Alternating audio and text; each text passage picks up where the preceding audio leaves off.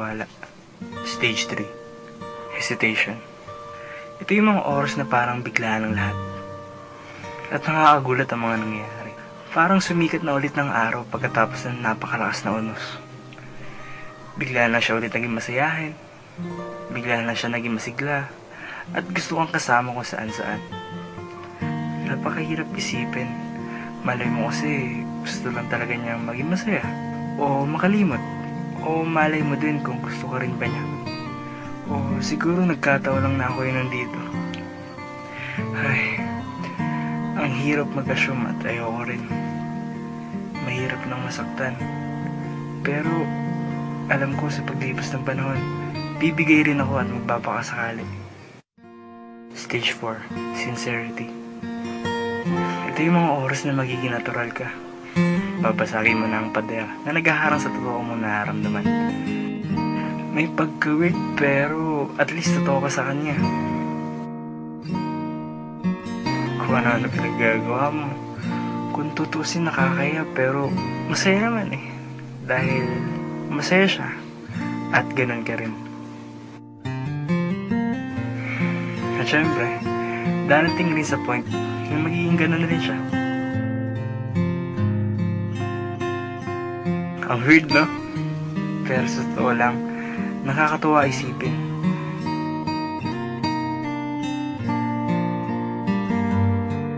Na natural na kayo sa isa't isa. Pero bakit pakiramdam ko parang ang komplikado pa na sitwasyon ko? Pagkatapos ko siya hatid sa kanila, napadaan ako sa maliit na eskinita. Kinagulat ko, nakita ko. Sinubukan kong tumakbo pero hindi ko magalaw ang mga paa ko. Sinubukan ko magpaliwanag pero mura lang ang inabot ko. Pinalibutan nila ako at pinagbubugbo. Nagsisipa dahil na rin siguro sa pangangilam ko. Sa problema nila magkasintahan. Kaya ko naman tiisin ang sakit ng pagbubog at sipa. Hindi ko lang kaya. Sayang naman. Ngayon pang masaya na nangyari sa buhay ko. Ngayon pang unti-unti ko nang nababalik ang sigla sa mga ngiti niya. Sabay biglang ganito pa ang mangyayari. Pero, teka. Paano kung hindi ako namatay?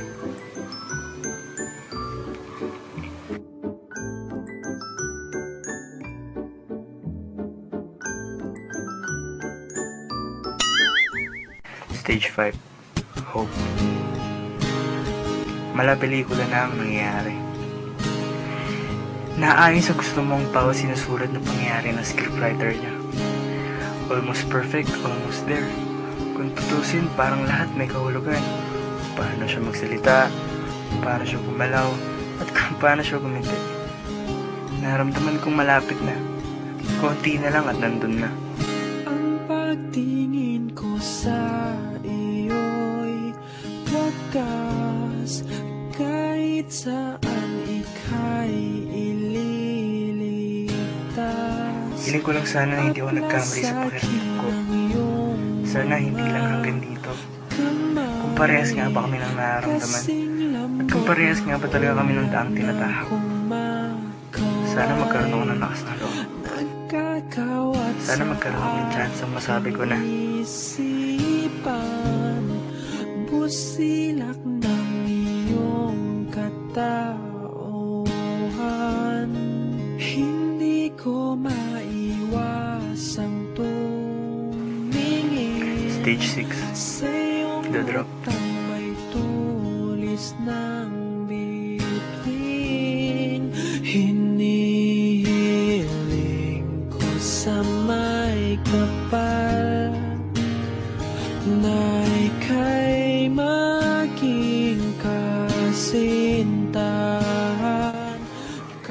Nung araw na yan, nagkabalikan na pala sila.